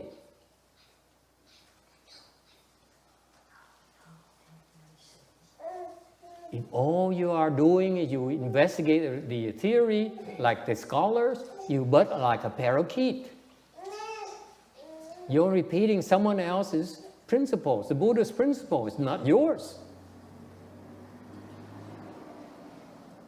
Tại vì quý vị mà chỉ nói như con vẹt á, cái lý thôi là quý vị giống như con vẹt thôi là quý vị nói lại lặp lại cái lời của Phật dạy, đâu phải của quý vị đó, lời của quý vị đó. Khi quý vị hiểu cái sự rồi thì lúc quý vị nói đó là cái sự hiểu biết của quý vị. But on the other hand, once you understand how to do it, then your explanation is your own explanation, no longer the Buddha's. And that's why in Buddhism we have the Buddhist teaching. Bởi bên Phật giáo mình có gì? Đức Phật dạy cái lý. And then the Bodhisattvas do what? How to do it. Phật giáo mình rõ ràng, khi mình thấy rõ ràng, isn't it beautiful? Vì thế nó tuyệt vời. Phật giáo mình có Đức Phật ra dạy cái lý cái đã. Xong Bồ Tát hiện ra thế gian để dạy quý vị cách làm cái đó. It takes two. Buddha teaches us the principles. Bodhisattvas teach us how to do it. Right here. This gentleman teaches us how to do it. Ngài Tiến Hóa là Bồ Tát, Thầy đã dạy chúng ta cách làm.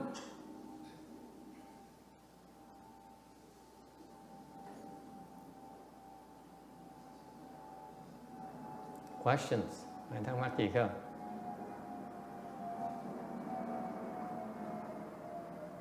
If we do not spell this out, by the way, I'm the first monk who explained to you in this term that you may not like. Thì người đầu tiên giảng cái gì rõ ràng cái gì nghe. The master, the Chinese take it for granted. Cái người Tàu tôi coi chừng lý với sự là chuyện thông thường. They take it for granted. There's something called lý and something called sự. Người Tàu có là cái lý với sự. Việt Nam cũng nói lý sự. Okay. Nói như vẹt vậy thôi. They all talk like parakeets. They don't know what it is. That's why the Buddha knew about that.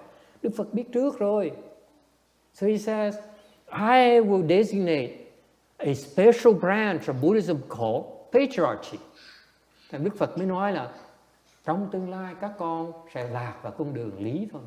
Thành ta phải tạo một cái dòng dõi, thành cái dòng là dòng chánh pháp. Mà có những người Bồ Tát sẽ hiện ra đời này để dạy cái việc cái sự. That's why he says, in the future, after I'm gone, Mahakasyapa will be responsible for training this set of teachers who can teach you how to understand my Dharma.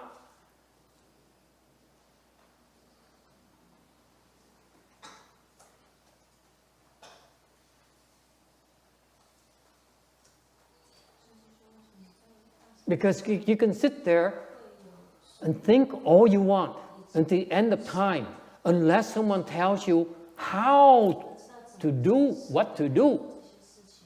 In order for you to understand it, you never make it.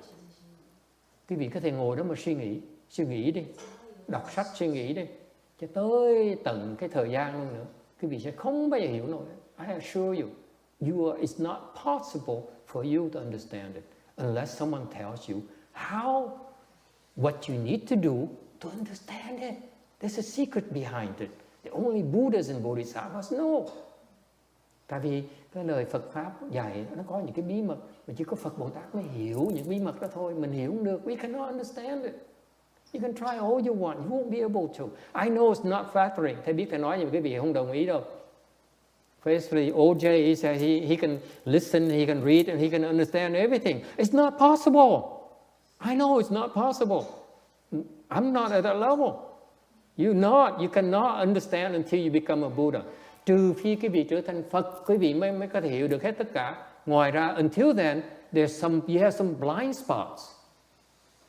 Trước khi thành Phật, quý vị có những cái chỗ mà tối tăm mà phải có người dạy cái mới thấy được.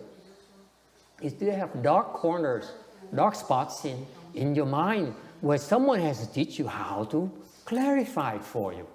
You cannot do it by yourself. Mình làm không được. The Buddha knew it already. Đức Phật biết trước rồi.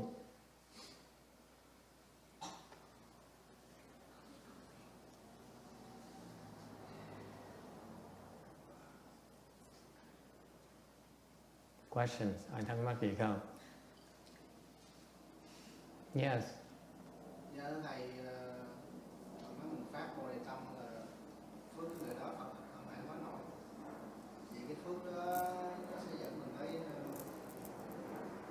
cái tác giác ngộ, nó gần hơn là so với tờ mình tu. So what's the point? The point, what if you bring forth the Bodhi mind? Phát cái Bồ Đề Tâm.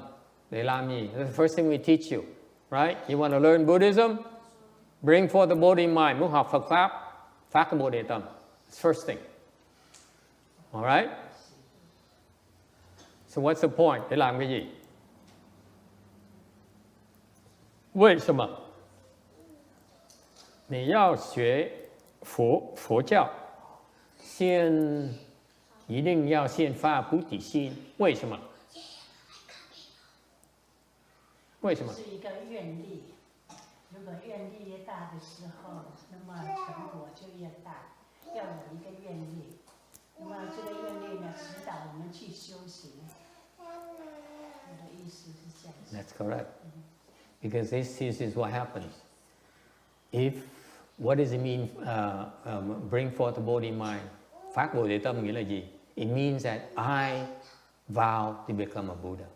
That's the highest level of attainment I can ever have. Okay. Phát Bồ Đề Tâm có nghĩa là không phải là mình sẽ giàu nhất thế. It's not about I'm going to be the richest man in the world. Okay? Or which is who it is nowadays. I heard different people. Ngày nay ai cái thế gian này ai là giàu nhất hả? Bezos? You're wrong. I heard otherwise. Ông nói là cái ông hãng Amazon. Who is it now? No. Ai giàu nhất? You're so far away. Ai giàu nhất?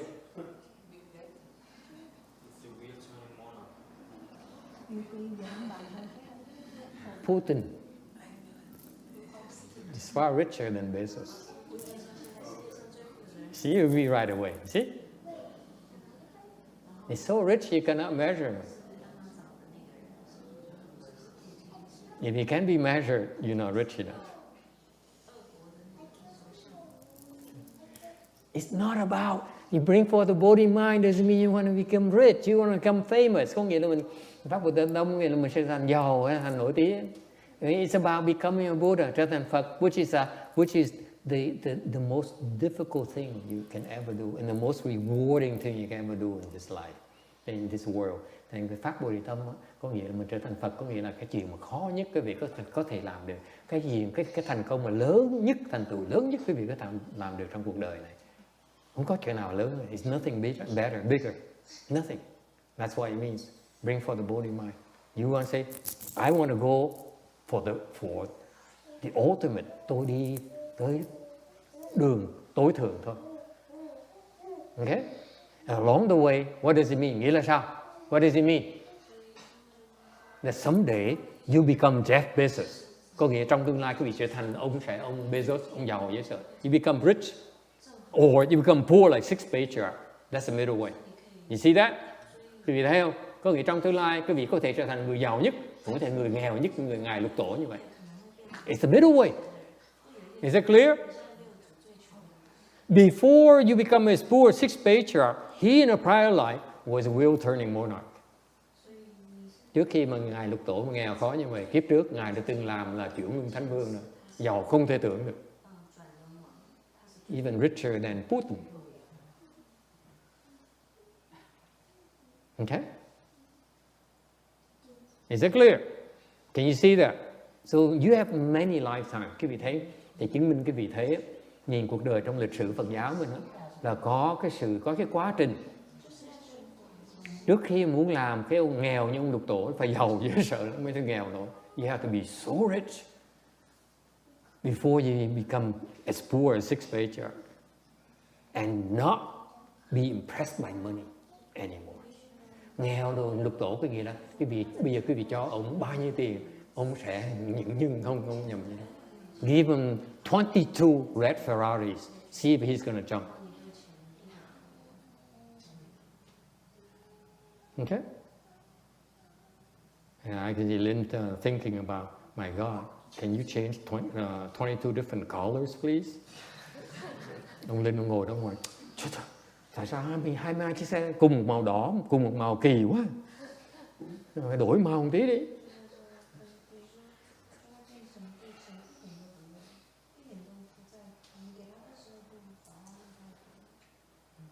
Okay, so you bring forth to say, I ultimately want to reach the highest level of attainment. Okay, thầy nói cái này hay lắm. Cái gì nói là tôi muốn phát cái bồ đề tâm, tôi muốn thành cái thành tựu mà lớn nhất tôi có thể làm được. It doesn't take many lifetimes, sẽ cần nhiều cái kiếp lắm to get there. Alright? You agree with that? And like this lifetime, many of you want to become as rich as Putin. I don't think you can. Okay? It's how difficult it is just to make money. Giàu không đã khó rồi. Huống gì mà giàu trật phú Ấn Độ mà không thèm tiền nữa. You're rich to the point where you don't care for money anymore. Not because you're crazy. He says that.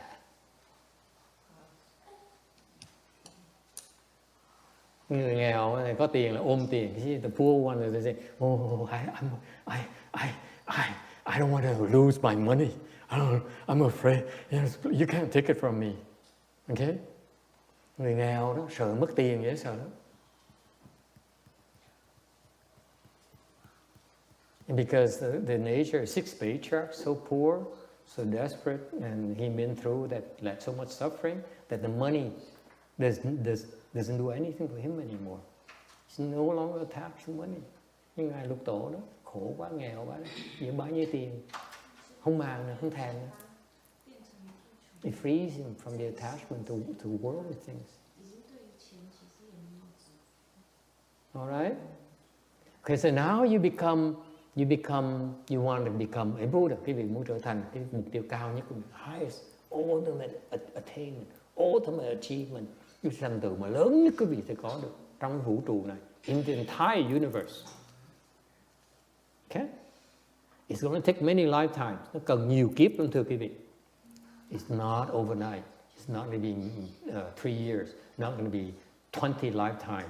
It's not going to be 20 million lifetimes. It will be 100 gazillion, kazoo, whatever the number is. I don't even know. Okay, I don't even know what the number is. They call it, the Buddha called it 3 asamkhya kalpas before you become a Buddha. Cái Phật nói cái việc phải cần 3 cái A tăng kỳ kiếp mới có thể thành Phật được. That's what Shakyamuni Buddha did. 3 asamkhya kalpas. 3 A tăng kỳ kiếp mới thành Phật được. Is that clear? Now, so you have these lifetimes. So when you make a vow, this one lifetime, you decided, oh, I want to become a Buddha. Bữa kia nói, because my wife tells me so.อย่างvợ mình khinh thường mình quá, mà nói, tôi sẽ cho bà biết, tôi thề thành Phật, để bà không thể nào khinh thường tôi nữa. I'm going to become a Buddha, so even my wife will have to worship me. Yes.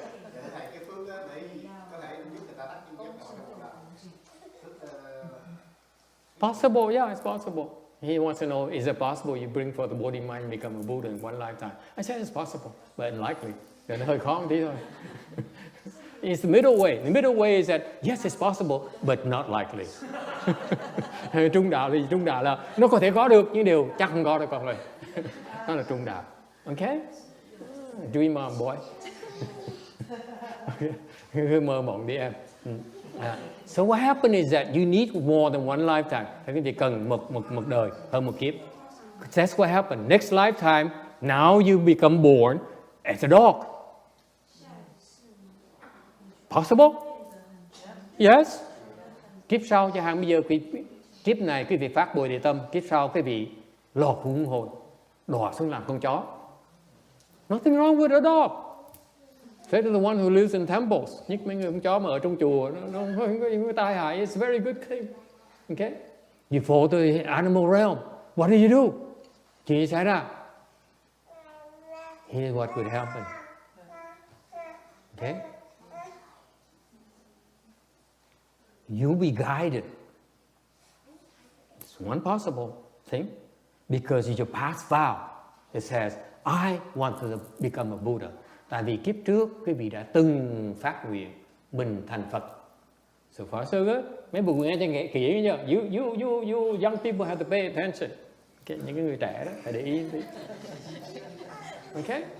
You young people. Pay attention please. Để ý tí.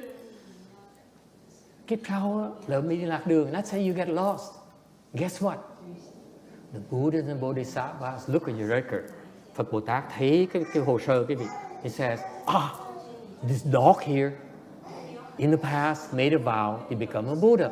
Thì nói con chó này kiếp trước á, nó đã phát nguyện thành Phật rồi. Therefore, we are entitled to help him. Thành Phật Bồ Tát có quyền giúp nó.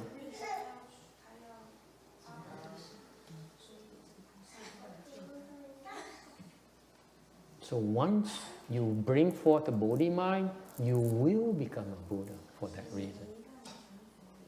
Thành ra khi mà quý vị phát Bồ Đề Tâm rồi, chắc chắn quý vị sẽ thành Phật. Why? Because you made a mistake. You allow the Buddhas and Bodhisattvas to come to help you out, lifetime after lifetime. Thành quý vị một khi phát Bồ Đề Tâm rồi, quý vị biết không? Là bị còng rồi. Đời đời kiếp kiếp Phật Bồ Tát sẽ tới giúp quý vị, cho tới khi quý vị thành Phật luôn. They will help you until lifetime after lifetime, until you become a Buddha.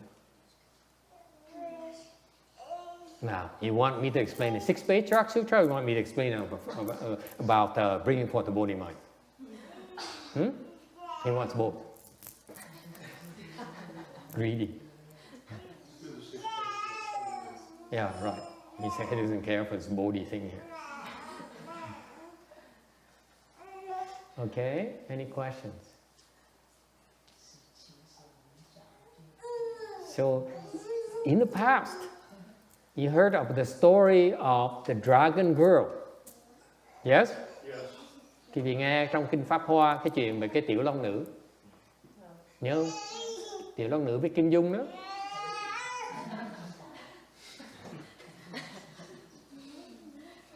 Okay? The dragon girl.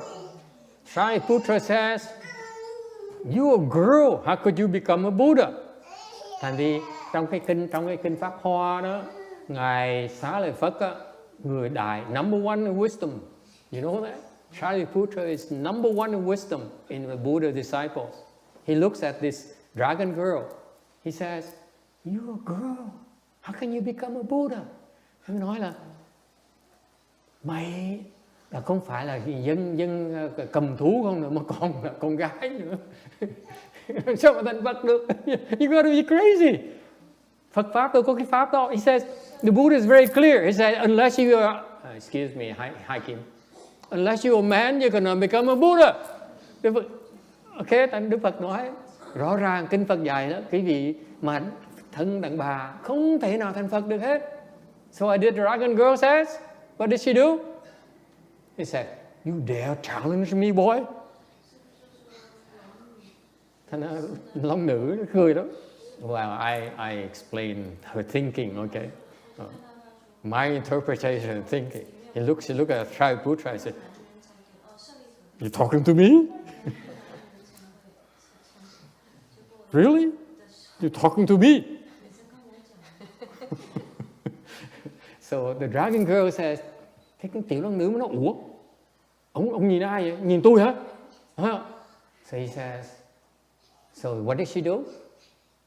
She manifested the appearance of a man. And then became a Buddha right in front of Shariputra. Thầy Tiểu Long Nữ hiền ra, đổi cái thân thành người đàn ông, xong rồi chuyển biến từ từ thành Phật trước mắt Xá Lợi Phất luôn. That goes to prove to you, sir, that it's possible to become a Buddha. That one lifetime. Cái vị thấy, chứng minh cái vị thấy, ngay con Tiểu Long Nữ nữa cũng trở thành Phật ngay luôn được nữa. Cái nhân duyên nó chính là sẽ thành Phật. When your blessings mature, when they're enough, you will become a Buddha. Okay? Questions? Ai đáp ăn gì không? Okay, I think we should explain the Dharma a little bit because some people are impatient. Okay. 167.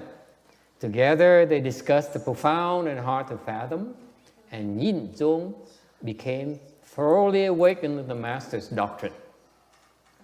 Chế luận, xuyên ảo, Yin Zhong, wu qi, sư trì.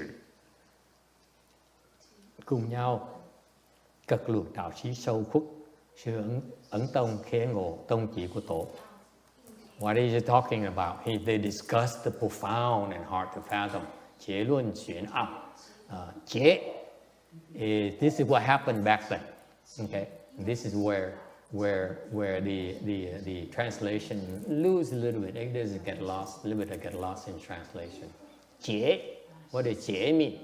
Chinese. What happened to all the Chinese people? Huh? Chí luận. Okay, sorry. Chí luận. What does it mean? It means that I'm not quite sure the Chinese, but this is how I see it happening. Thầy không biết tiếng Tàu. I admit to you, I have no Chinese. Okay, my Chinese is no good. Mình cứ chê người ta tiếng Tàu, chứ tiếng Tàu thì dở ẹt.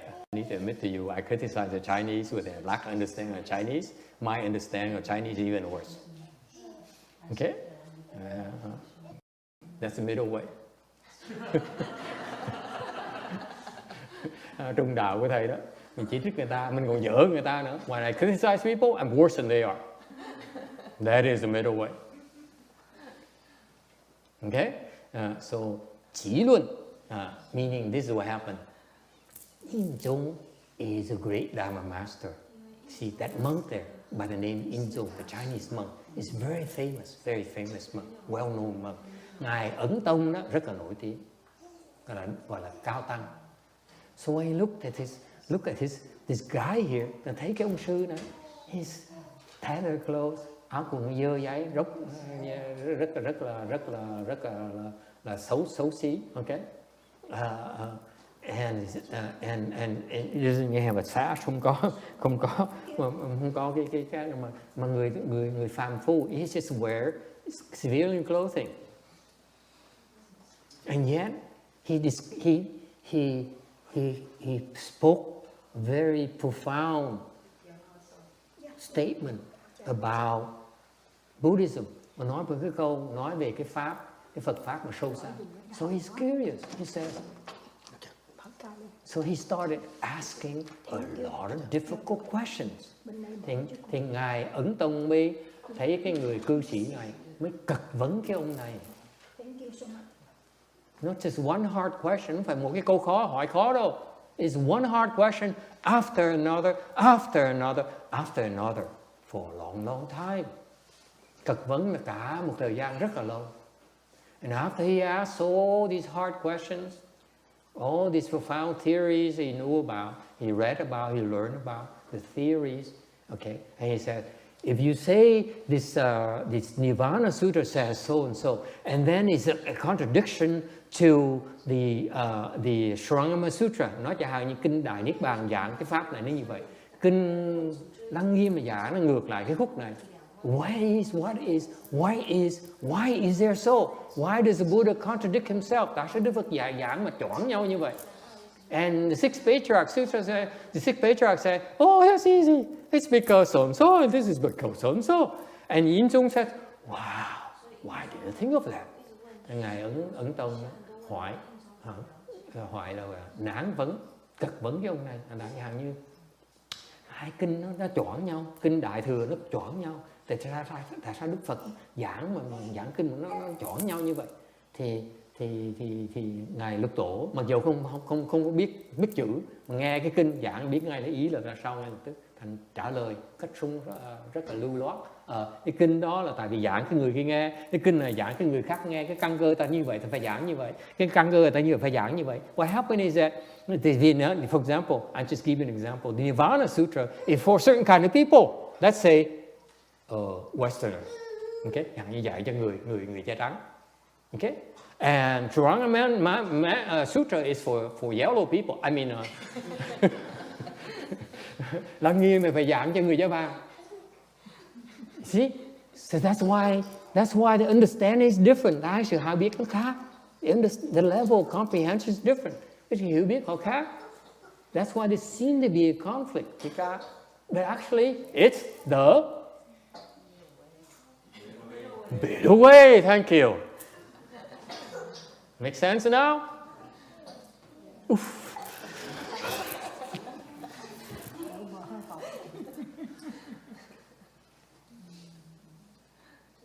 And you think I've been wasting my hour? The whole hour, 2 hours for this.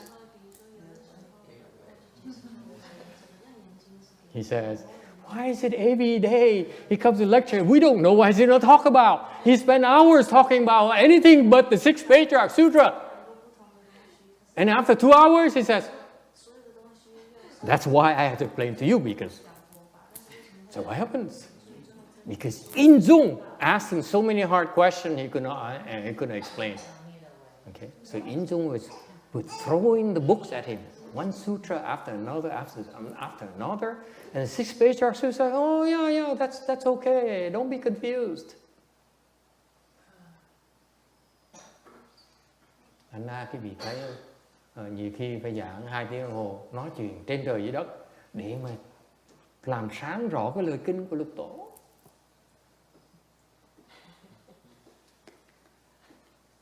Yes? He's still not convinced. Oh, 1 minute my drive. Okay, so he asked hard questions. And then what happened too is very important. The other Chinese characters luận, to debate. Cái chữ Tàu cái gì là luận, là bàn luận. So it's two-way street. It's not like he have to accept me. Cái luận này có nghĩa là sang ngang hàng với nhau. Mình nói không phải là người trên nói xuống, người dưới. You got that? That's the nature of the teaching. Dạy là pháp phải như vậy, thưa quý vị. You allow them. Am I deviating again? No, I'm not. You allow them to ask hard questions. Mình cho phép người ta hỏi những câu hỏi khó. And you lower the level, mình xuống thấp. And you see, I think this is where you're coming from. Mình xuống thấp trình độ đó là tôi biết tại sao ông hỏi như vậy. Tại ông chỉ thấy this is all you can see.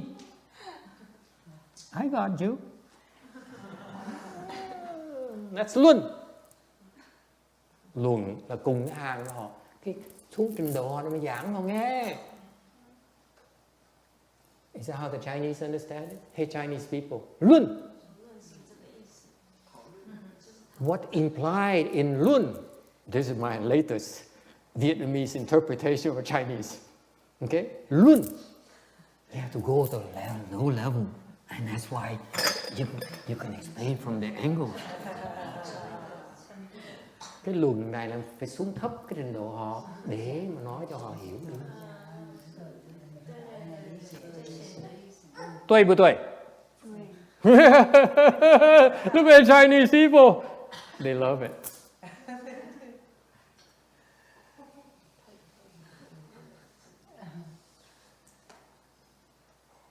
See, I told you. You got to go to Vietnamese in America to learn more the Buddhist Chinese. Phải qua cái thứ Mỹ này gặp cái ông thầy Việt học được cái chữ Tàu, ý nghĩa chữ Tàu của mình. Alright? So that's what it means.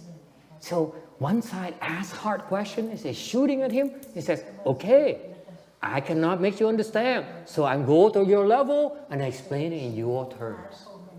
That's luân. Because if you don't go to a lower level, what happens? Text.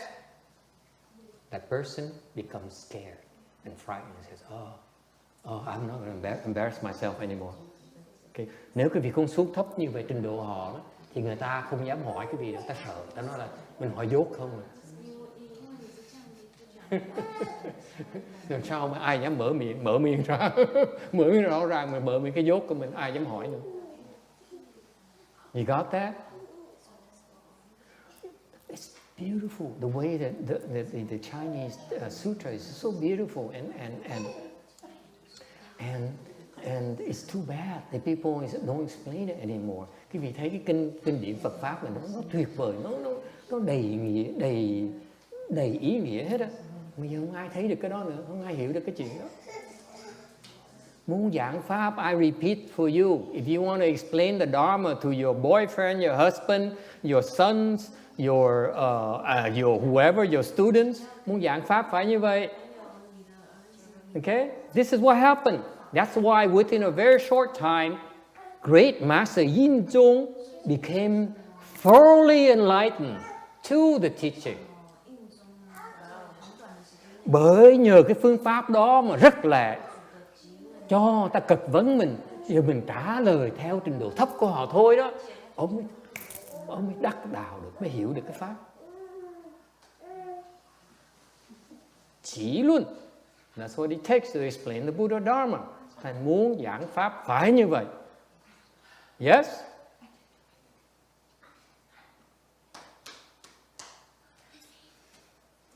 Sounds good to me. Okay, next time we go to 169. Is it okay? You think it's easy going 2 hours? It takes 2 hours to get to this point. Mà người ta cứ than phiền thầy hoài khổ như vậy đó. Cứ than phiền tại sao thầy cứ phí 2 tiếng đồng hồ của tôi. Thần giảng 2 tiếng mới giảng được một chữ thôi.